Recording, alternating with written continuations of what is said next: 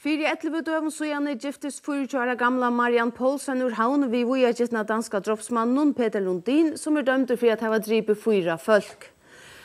Og i kveld steg hun fram i bærsøknare samrøve i danska TV2, her hun mittel anna greide fra at hun fatt for Peter Lundin, og hvor hun nu vil skiljast. Vi bor har vi Eion Johansen, Soalarfrøying, og Eion, hva det for en kvinna vi skulle suttje i samrøven i kveld? Vi kjenner ikke disse kvinnerne av Egnar Røynton, og burde være med for å uttale meg om henne som person, men jeg har sammen med her sett innslag for en løsøyene. Og det inntrykket jeg har til at henne kvinnan, og altså inntil vi fru Lundin, dotte jeg medtelig vel å grøye fra sine forløven i hans innslag. Og jeg har alltid vært rett av henne å si sine søv, om ikke annet så for å forklare seg og for at være andre i måte å komme seg i kløttene og sånn, og ikke kalt hun totalt oanlytende. Og sånn, og halen psykopaten, som samstundes, som tar over velgave, så bare sjarmerende, og så stedt vandamikler. Ja, det går så kjenslig. Ja.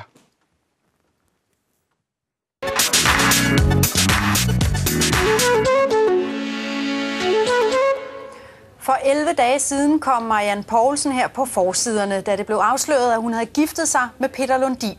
I dag står den 24-årige kvinde frem og fortæller, hvorfor hun nu vil skilles fra en af Danmarks historiens mest omtalte mordere. Og så skal vi følge dansefamilien Sorte Får, Hans Pilgaard og Mie Molke fra Vild med Dans. De træner benhårdt i rumba og wienervals for at blive helt klar til i morgen. God aften Danmark og velkommen. Hvad er det, der får kvinder til at falde for en mand som Peter Lundin, der har slået 4 mennesker ihjel, hvoraf 2 er børn? Svaret det kommer nu. For et par timer siden fik jeg besøg af den 4-dobbelte morders unge kone, Marianne Poulsen. Hun fortæller om sit forhold til Peter Lundin. There's day, night, dark light. Det var en Peter Lundin med et halvt malet ansigt, danskerne mødte tilbage i 1994, da han sad i amerikansk fængsel, dømt for mordet på sin mor. Senere hjemme i Danmark blev han dømt for det 3-dobbelte mord på sin ekskæreste og hendes 2 små sønner. Dommen lyder Peter Kenneth Bostrøm Lundin. En forbrydelse han blev idømt livstid for. Alligevel har kvinderne stået i kø for at komme i kontakt med Peter Lundin, der i dag hedder Bjarne Skovenborg. En af dem er 24-årige Marianne Poulsen, der blev gift med ham i statsfængslet Østjylland søndag den 28. september. Men her, 11 dage efter, vil hun skilles igen. Velkommen, Marianne Poulsen. Vi vender tilbage til, hvorfor du vil skilles fra Peter Lundin lige om lidt. Men allerførst så vil jeg gerne begynde med at spørge, hvornår kontaktede du Peter Lundin allerførste gang? Jeg kontaktede ham allerførste gang, da jeg har været 15 år gammel, da jeg så ham i det der tv-program, hvor han malede sit ansigt. Og det var et eller andet, altså fascination, det ved jeg ikke rigtigt, om det var. Det var nok en blanding af fascination og min interesse for psykologi og psykopati og narcissisme, fordi altså, det skinte igen, at det havde han, ikke? Og det var måske derfor, at jeg boede så langt væk fra Danmark og sådan nogle typer, at det var meget interessant for mig, ikke? Og der skrev jeg et brev til ham, så... Ja, for du boede på Færøerne på det tidspunkt, og så skriver du til ham. Hvad skriver du?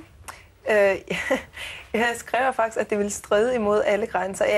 Selvfølgelig kan jeg ikke huske alt, det er flere år siden, ikke? Men jeg skrev et eller andet med, at det ville stride imod alle grænser, hvis jeg ikke skrev til ham, på grund af den følelse, jeg havde fået efter det der program, ikke? Det gjorde jeg så, og det gik cirka en måned. Jeg hørte ikke noget fra ham, og så slog jeg det bare hen og tænkte, det kommer ikke. Og så pludselig en dag, der lå det et brev, og jeg kan huske, at det begyndte at løbe koldt ned ad min ryg. Men han var meget sød, det brev selvfølgelig, ikke? At han ville vide mere om Færøerne og det ene og det andet, ikke? Og så fortsatte det så derfra i 1,5 år. Så skrev I sammen? Ja, vi skrev sammen frem og tilbage. Og... Du siger, at du modtog det første brev, så løb det der koldt ned ad ryggen. Hvorfor det? Fordi det gik det ligesom op for mig, at nu har jeg fået kontakt til ham, ikke? Fordi før, altså... Jeg vidste jo ikke, hvor jeg skulle sende brev til, vel? Og så var det en, jeg kendte i min klasse, som sagde, ja, men hun kendte en, der havde arbejdet i Vestre Fængsel, og der var det nogle rigtig farlige mænd, du ved, ikke? Og ja, fordi farlig må man jo sige, han var. Hvor meget tænkte du over, at han rent faktisk havde begået 4 drab? Jeg må sige, at dengang, så ung som jeg var, der tænkte jeg faktisk ikke over det. Altså jo, selvfølgelig, jeg havde 2 brødre, jeg har 2 brødre, det er på samme alder som de 2 drenge, og selvfølgelig kunne jeg godt føle med dem, og det gør jeg også stadigvæk. Men jeg tror, det er et eller andet, som sker ind i hjernen, når man bliver så fascineret, at man kan slå det fra. Det er ligesom, man fortrænger det bare, ikke? Så det var det, der skete, tror jeg. I skrev så sammen i 1,5 år, og pludselig så stopper den her brevveksling. Hvorfor det? Ja, det er så, fordi min mor finder ud af det, og selvfølgelig som hver mor, det kan alle også forstå og forholde sig til, så blev hun meget vred, og hun blev chokeret, hun blev dybt chokeret og bange, og så sagde hun, at jeg skulle stoppe, og det gjorde jeg så. Det var ikke så let selvfølgelig, altså jeg begyndte at skrive 2-3 breve bagefter, men jeg stoppede så. Ja, men det var ligesom, det endte på sådan en måde, at det blev ved med at ligge et eller andet sted ind i mig. Det kunne det have blevet til, ikke? Men vi skal senere lige høre lidt om, hvad du har tanker om Peter Lundin nu. Men hvis vi lige går videre til, så i 2006, så tager du kontakt til ham igen, efter du har ligesom ladet det være et stykke tid, fordi din mor sagde, at du ikke måtte. Hvorfor gør du det? Jeg har ingen forklaring på, hvorfor jeg gør det, og det tror jeg heller ikke, jeg nogensinde finder. Jeg sad i skolen en dag, og vi havde et eller andet kom frem om Peter Lundin, fordi vi havde psykologi i skolen, og der kom der noget om Peter frem, og jeg fik ligesom alle de her følelser frem igen, og som jeg havde haft, ikke? Da jeg skrev sammen med ham, og jeg tænkte bare, at nu er det på tide, at jeg kontaktede ham igen. Min fornuft sagde mig, lad nu være, ikke? Fordi jeg vidste, at jeg skulle flytte til Danmark nogle måneder efter. Men jeg kontaktede ham så igen og fik brev fra ham, og det var så dejligt, og han havde ventet på mig og alle det, og håbet på, at jeg ville skrive tilbage til ham, og at det var bare simpelthen det bedste, det kunne ske i hans liv. Og det blev du ligesom fascineret af? Ja, på en eller anden måde, så tænkte jeg, okay, hvor en sød for at sige sådan nogle ting til mig, og du ved, han har savnet mig, og jeg betød noget for ham, ikke? Det er det, som man vil bare så gerne betyde noget for nogen, ikke? Så møder du ham så for første gang, fordi så kommer du ind i fængslet og får lov at besøge ham. Hvordan vil du beskrive det første indtryk, du fik af ham, da du så møder ham? Jeg mødte ham, hvor vi sad oppe på et kontor sammen med en psykolog og afdelingslederen, hvor jeg så skulle få læst op hans dom. Og der sad han så ved siden af mig. Jeg kan godt huske, at jeg gik bare fuldstændig kold. Jeg ville ikke vise følelser eller noget som helst over for det, han havde gjort, fordi det var alt for svært for mig, så jeg lukkede bare af. Men jeg tænkte for det første, at du er Peter Lundin. Det var det, jeg tænkte, fordi jeg har ligesom i så mange år forestillet mig noget helt andet, ikke? Hvad havde du forestillet dig? Jeg ved det ikke, faktisk. Nu må jeg tænke på, hvad havde jeg forventet, ikke? Altså, blev du skuffet, er det det, du siger? Skuffet, det ved jeg ikke, fordi at, det var kun det lige første indtryk. Så fik vi lov til at gå ned i et besøgslokale alene, ikke? Han var meget nervøs, og jeg tænkte, hvorfor Peter Lundin nervøs, ikke? Du ved, fordi medierne har jo ligesom vist ham så det her udyr, som slet ikke har nogen som helst følelser, ikke? Så han var meget nervøs, og vi talte bare første gang, vi var sammen, og frem og tilbage. Ja, jeg gik afsted før tiden var ude, fordi jeg var så forskrækket, ikke? Det der grønne vægge og vagterne udenfor, og lyden af de nøgler. Og så det var ikke Peter Lundin, der forskrækkede dig, det var mere omgivelser? Det var slet ikke Peter. Han var, og det må jeg så sige, jeg kan ikke sidde her og svine ham til, fordi han har aldrig gjort mig noget. Det har han ikke. Ikke i den forstand. Men Marianne, han har ikke gjort dig noget, men han har jo alligevel slået sin elskerinde og sin mor og 2 små børn ihjel. Tænkte du ikke på noget tidspunkt, at du kunne risikere at blive det 5. dødsoffer? Nej, ikke mens jeg var inde i det stadium, hvor jeg var så forelsket i ham, og han fik mig bare til at føle, at jeg var det bedste, det nogensinde var sket til ham og sket for ham, ikke? Så nej, jeg tænkte aldrig på, at han ville gøre mig noget. Og det er det i os, man er så naiv, fordi man vil ikke tro på det. Man fortrænger det, ikke? Så du var ikke bange på noget tidspunkt? Nej, jeg har aldrig været bange for ham, og han har aldrig troet mig. Det har han ikke. Men jeg føler virkelig med de der mennesker, de efterladte sidder derude. Det gør jeg. Hvad lavede I, når I var sammen i fængslet? Vi talte. rigtig meget. Og så selvfølgelig gjorde vi det, som andre par jo også gør, ikke? Men vi talte rigtig meget. Flere timer kunne vi sidde. Vi talte rigtig meget i telefon også. Flere timer kunne vi sidde og tale i telefon om alt. Ja, vi talte om alt. Og så beslutter jeg så her for små 11 dage siden at gifte jer. Hvordan kan det være? Ja. Når du spørger mig nu, hvor det er så kort tid efter det er sket, og alt det her stadigvæk op at gøre i medierne, så kan jeg kan kun sige det, fordi at jeg var så blind forelsket i ham, at jeg kunne ikke se, hvad for en person han var. Alle sagde det til mig, at jeg skulle lade være. Alle dem, der vidste det, hvad jeg havde gang i, sagde, at jeg skulle lade være og ikke stole på ham. Men han fik mig bare til at tro, at jeg var den eneste ene, og det var ingen anden i hans liv, som betød noget for ham, og jeg gav ham lyst til at leve. Og så han lovede mig, at det kunne aldrig komme ud til medierne, at vi blev gift. Og så tænkte jeg, okay, ja, lad os bare giftes, ikke? Den tanke, at skulle leve et liv sammen med Peter Lundin resten af mit liv, og hvordan det ville være, den var ligesom så langt væk, at det havde jeg slet ikke overskud til at tænke over. Det er måske lidt naivt ikke at tro, at det her ryger ud til hele Danmark, når en ung kvinde gifter sig med en 4-dobbelt morder. Ja. Hvordan reagerede du, da du så den her store omtale? Jeg kom hjem, det var en søndag, og jeg kom hjem om aftenen, og det her var selvfølgelig på Ekstrabladet om natten, eller der er det nu opdateret siden, ikke? Fordi nogle journalister stod udenfor allerede, da jeg kom ud fra fængslet, og var virkelig ubehagelige, og så jeg vidste, at det ville ende på Ekstrabladet. Jeg blev frustreret. Det er det eneste år. Det var så mange tanker, der gik gennem mit hoved, at det kan man slet ikke forestille sig, hvis man ikke har været der selv. Jeg havde bare lyst til at tage min bil og så køre afsted et eller andet sted og aldrig komme tilbage. Hvad sagde dine forældre og så videre til det hele der, da de hørte det? Det var så først dagen efter, at Ekstrabladet kom ud med billeder også, ikke? Min mor var dybt chokeret. Hun var, og det er hun stadigvæk. Alle i min familie har været dybt chokeret. Men kan du ikke godt forstå dem, deres reaktion? Fuldstændig. Det kan jeg godt forstå. Og i dag, den eneste person, jeg ikke kan forstå, det er mig selv. Fordi nu kan jeg se, hvad det er, jeg gjorde, og hvad det er, han gjorde ved mig. Fordi han løj, og han løj, og han løj, og han bedrog mig. Jeg gav mit liv, og jeg var næsten villig til at opgive alt for ham, ikke?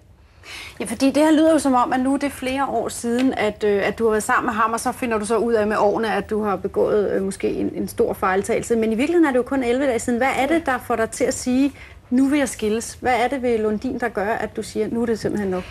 Selvfølgelig er det flere grunde. Jeg synes ikke selv, at jeg skal udsætte min datter for det. Min datter fortjener noget meget bedre end det. Så det er det første, selvfølgelig. Men hvorfor tænkte du ikke det for 10-11 dage siden? Ja, det er et godt spørgsmål. Okay. Det tror jeg faktisk aldrig, jeg får svar på selv. Man er i sådan en ro, og man ligesom lever i en sådan lille boble af manipulation og løgne, og man sætter sig fast i det net, og man kan ikke komme ud igen. Man prøver at løsrive sig, men det er bare så svært. Det, som har gjort mig, at jeg valgte at stå frem med det her, det er også fordi, at den person, jeg troede var hans ekskæreste, viste sig så ikke at være hans ekskæreste, men hans kæreste. Hvor hun så ringer til mig og viser mig båndoptagelser af, eller lader mig høre båndoptagelser, hvor han har ringet til hende, lige før han ringer til mig. Altså, han har en elskerinde, det er det, du finder ud af for ikke så lang tid siden? Ja, men så ikke den der i BT. Nå, han har flere kvinder end dig? Nej, den er i BT har aldrig besøgt ham. Okay. Og det er det beviser for. Men der er en kvinde, som han ser ved siden af dig, som ringer til dig. Hvad er det, hun siger til dig? Så hun sender mig først en sms, hvor hun skriver, hej Sand, kan du lige ringe til mig, jeg har noget at fortælle dig hele hendes navn, ikke? Så ringer jeg til hende, og så siger hun, hvad billeder du dig ind at gifte dig med min kæreste? Og der tænkte jeg, hvad sker der? Altså, jeg var fuldstændig fra mig selv. Jeg havde hverken min datter, eller jeg havde ingen på det tidspunkt, og jeg følte, at alle havde slået hånden af mig, og så kommer det her oveni, ikke? Hvis man der mindste kunne kigge andre mennesker i øjnene og sige, ja, min mand er mig der mindste tro, ikke? Men ikke engang det kunne jeg sige. Og den frustration og vrede og depression, jeg følte, det... Og hun har så for at bevise, at hun rent faktisk er kæreste med Peter Lundin, så har hun lavet en båndoptagelse. Og hun taler med ham, hvor han siger til hende, hvorfor lyder din telefon sådan? Fordi man optager bånd, ikke? Så kan man høre det. Så siger hun, nå, men det ved jeg så ikke. Hun spørger ham så, jamen, hvem er det, du elsker? Hvorfor har du giftet dig med hende? Hvem elsker du? Og så, hvor han siger, men det er dig, baby, og det har jeg jo sagt til dig før, og lad nu bare mig en rejse, og hun har det dårligt nok. Jeg venter med at sige det til hende, så jeg kommer tilbage. Ikke? Men når jeg hører den her historie, så tænker jeg, at du primært vil skilles, fordi du har fundet ud af, at han, som måske mange andre ægtemænd, ikke har været der tro og har nogen ved siden af. Måske mere end, at du er kommet i tanke om, at det også er en mand, der har slået 4 mennesker ihjel. Er det i virkeligheden sådan, det er? Nej, det er det ikke. Men det var ligesom... hvordan skal man sige det? Det var ligesom det, som gjorde, at jeg virkelig fik øjnene op, hvad manden er. Han er ikke den person, han udgiver sig for at være. Det er han ikke. Jeg har igennem den her tid, hvor det her er sket, haft rigtig meget modgang, selvfølgelig. Ikke? Og jeg har virkelig set, hvem det er mine venner, og hvem der ikke er mine venner. Og hvem i familien er der for mig. Jeg har såret så utrolig mange mennesker på grund af egoisme, mens jeg har gjort det her. Og bare det, at jeg kan se, hvordan at det er der for mig, og jeg kan virkelig få øjnene op, hvad søren det er, han har gjort, ikke? At det kunne lige så godt være mine brødre. Det kunne lige så som godt være... han har slået ihjel. Ja. Eller dig, for den sags skyld. Ja, for ikke at snakke om det, ikke? Men har du ikke og nogen... det kan jeg heller ikke leve med resten af mit liv, det kan jeg ikke. Hvad har du af følelser for ham i dag? Altså, er det helt slut, eller har du noget tilbage? Selvfølgelig kan jeg ikke sidde og påstå her, at jeg giftede mig med mand for 11 dage siden, og nu har jeg ingen følelser for ham. Selvfølgelig kan jeg ikke det. Og jeg ved, at det bliver en rigtig hård og sej kamp. Men jeg skylder min familie, jeg skylder de ofre, der sidder efterladte, altså de efterladte af hans ofre.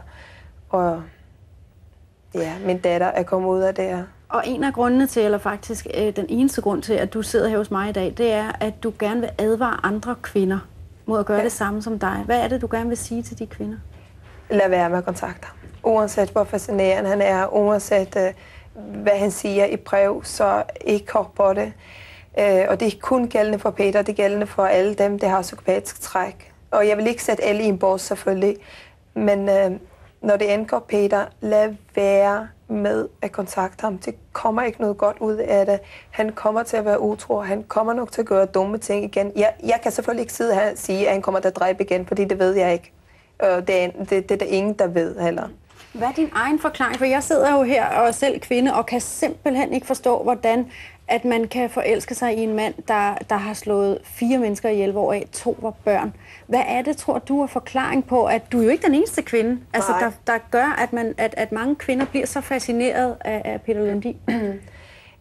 Den der fascination, som man får, når man, altså selvfølgelig når man ser Peter i fjernsynet, ikke, så vil det være nogle ting, når man tænker, han er meget spændende og poetisk og de der ting. Men det er der jo mange mænd, der som ikke har slået andre mennesker ihjel. Nemlig, ja. Men jeg tror, det er en bestemt gruppe, det er så godt troende og er så naive, og jeg tænker, lad mig give den her mand kærlighed, så kan jeg måske forandre sig. Og det var måske også en af mine motiver, at det må jeg altid sidde her og blankt indrømme, at jeg var alt for godt troende. Men når man så kommer i kontakt med Peter, så får han dig til at føle, ligesom, du er den eneste ene.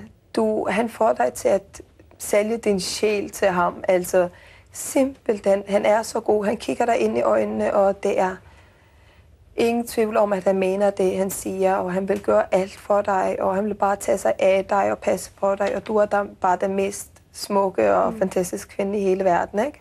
Og det er jo det, man vil høre som kvinde. Og så et eller andet sted, der bliver man fanget. Selvom man ved, det fornuften siger det, at det er forkert. Men så det er ligesom et behov, det er ligesom med stofmisbrugere, at nu har jeg været så mange gange før end at besøge Peter. Lad mig så bare gøre det en gang til, ikke? Det kan ikke skade, om det er 100 gange eller 101 gange, vel? Så bare en gang til, for mig at blive afhængig af det der bekræftelse. Du har fået, gennem din historie, har formentlig fået advaret en hel masse kvinder om ikke at ryge i samme fælde. Men Marianne, jeg vil ønske dig held og lykke fremover, og tusind tak, fordi du ville komme her og fortælle din historie. Det var så lidt.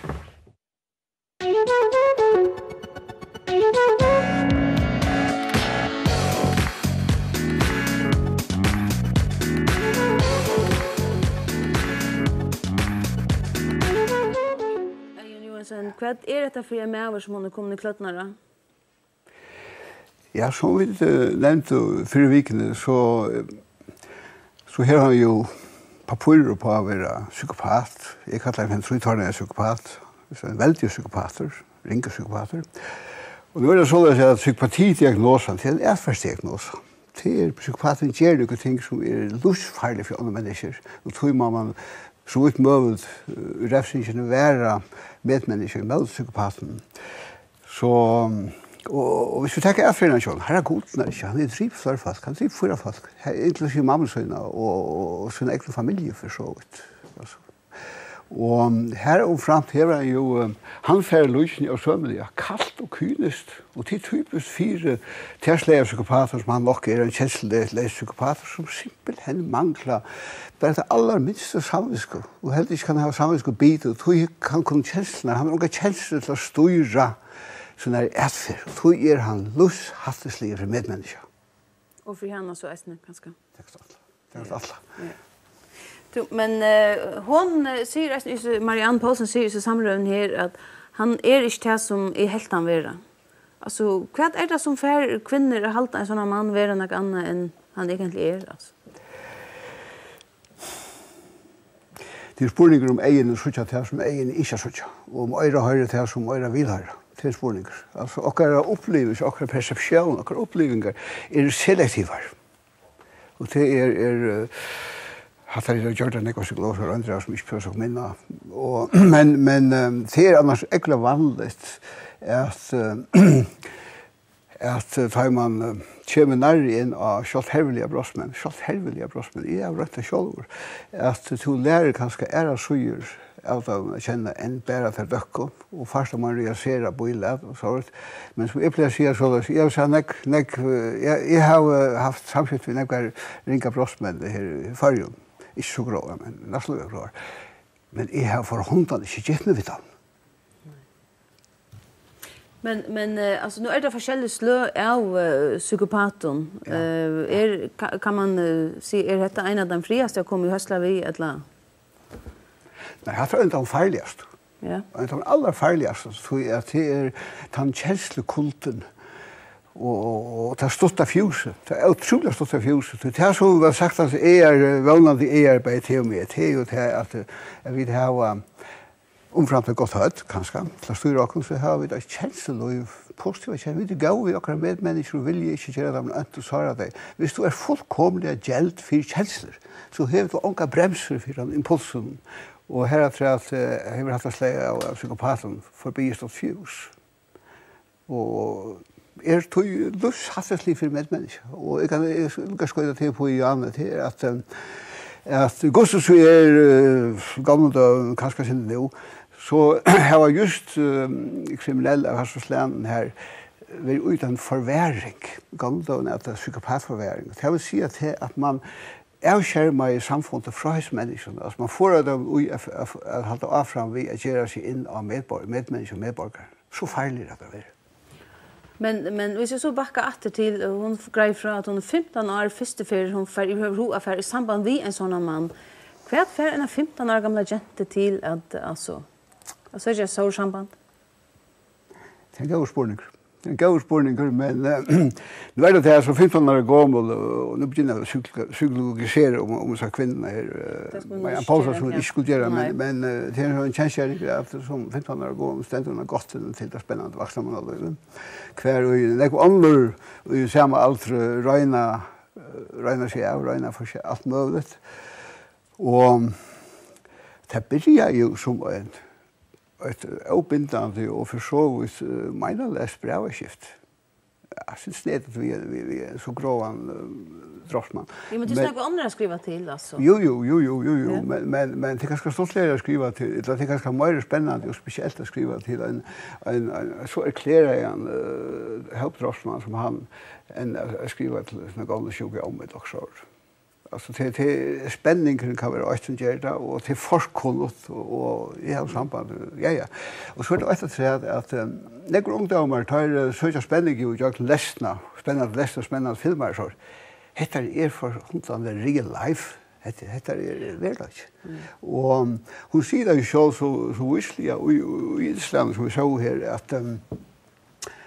at det blir som sagt brevaskift i sort, og så utvikler det seg til att han har pauser vi mer bra skift och så ända där vi att hon faktiskt blev skräddarson en 2 år det säger just och så här hon säger att det var akkurat som att vara bonden av en ros även jag var bonden mer och mer och kanske starkare och hon ända så i olika mat hände så rosgångsna vi kunde hjälpa med att gifta sig med mannen och illa ett journalistiskt samliv. Ja. Men vad är det i hesten här med en djävul henne som man kanske inte får utanför murarna om man som man säger alltså.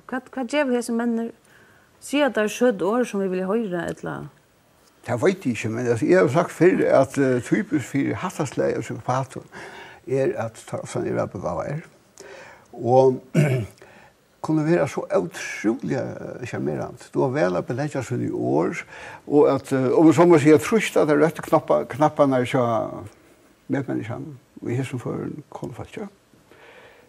Det är en konstnär och det är som är så då och med det väl så att vi skulle glömma det att hon hittar henne mannen jag bröv och är nu vi kan och illa att ska inte förhålla också. Hon hittar ju med att sitta i spel.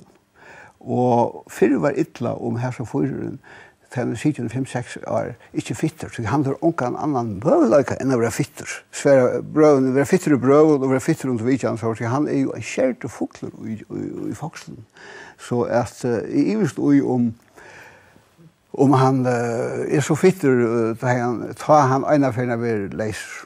Det er jo nu har hon finns ju så rå från föräldrarna stäcka ju bra och skifta någon ta och sort och i visst ju hon finns ju bäge gå rå från föräldrarna och avväringar allt från vinton och sorta. Hur nytt att det snacka med sån folk. Har jag säkert helt onkel för älska själv. För älska sig till ost. Det är ju en örska. Det är en örska. Det är en ros och en örska. Och gamla 80 år sedan så alla players säger att det var en sinnes örska, en psykosa nästan som är en sinnessjuk psykosa. Men så lägger han alltid till att det är en dålig psykosa. En dålig psykosa. Och det som händer är att hon säger det sig själv i islam att i en sån där känslig örska som så förälskelse kan vara. Här kopplar du allt vidare skil fra. Och det nyttar inte ta en avvärande att förmena tog att det bara ger det träskne som slog fast kava ända träsknar. Alltså det är inte alla ger och att våna och be till det alla senaste. Och så våna att här ser avvatt att man blir edru av så kostlig och kämpa med tankar. Det tidigt den här konan en fru Lundin att till vi har så nu ser ni så samlar ner nu avvärar hon så är det kvinnor emot alltså jag samband vi han inte att henne att hon avvärar som hon nu var inne i just nu. Efter min mening så hjälper det öljan ägg till att hon har stadigvæk rönter. Hon har så durskjäpta rönter av att göra hattar eller färre in och sluttperala eller slutt samskifte. Jag tycker att hon har mer format eller mandat till att vara folk än EU-präster och andra folk. Det tycker vi. Hon heter rönt egen kropp och sikkert betalt. Betog bränt sig helt allvarligt och gått nek för egen kropp. Hon helt att hon började detta förhåll till att kärleken skulle göra han till ett bättre människa. Kärleken nog mycket till det? Ja, hvis du hikker i Hassanchen og i Halkobau, så kærleiken til aller sterskast å kjenne det av et I Horsens statsfengsel? Ja, det er positivt vi kærleik, og det er charmerende vi kærleik, at det er alt hvit og skil til alle imot, så er det her under noe kan nærmest og framveis trofast kærleiksfullt, og vi først ber til avvekst. Vi kvart ber det avvekster, men i bestod om det ber avvekster på en så mentalt skattet person som Peter Lundin. Det skjer jeg. At enda Eion, hvordan skal Marianne Poulsen komme videre nå? Ja. Altså, Marianne Poulsen, Hon hever altså en vidt lært seg blinda av subjektiv forelskelse og bundet i andre ved en avbjøring, en lusavbjøring som øyelig. Og som det var fruktende for, og nå viste det seg at hun brent seg i avlukk om mat. Men det så løs at løyve rød av avbjøringen og vakk og grøv. Det så løs mennast fra bandsbøyne til enda nok løyve til jøkken avbjøringer. Og man må bare vana til at den her avbjøringen som hun vil fire, at hun kan røysa seg av sånn her, hun brent seg, hun kan røysa seg etter, og at hun kan mennast vi hesson røntgen hun har haft i sin lustbagasje. Og med til annet langt å byrja øyla vel ved at avvære andre måter bildet an vi sånne folk. Det kan være emisjon. Jeg trykker at han denne konan her godt kan menna seg og blive kanskje visere folk er og innom av sånn her. Og det gjelder det samme for familien. Altså, jeg har alltid at de må ha haft det forferdelig, men jeg visste ikke ui at han da familjen her i stedet for å sindrast av seg øyelig avbjøringen, som han nevnte jo, da han nevnte her, at familjen er at de vinner eller slik hånden av henne.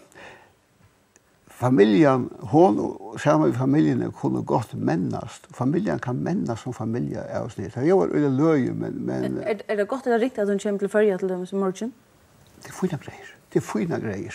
Jeg trykker til at det som han da konan i brugfire, det er at vi har sammen med sin familie som har livet om etterlænne kontresen her i Østene, og at sveisa familiene sammen etter. Og så må jeg altså ikke si at det som gjør at jeg får alle mine medpsykologer og på nakken. Det er det at jeg har øyelig større tiltrykk til de såkalte heimapsykologene, og det er skiltfolk, viner og familier som doer at hjelpe en. Jeg trykker at den familien kan sammen i bästa för hjälpa kvinnor. Fick vi och det kan man så bara bli vana till fattla västörst. Tack för det, Jon Johansson. Det var slut.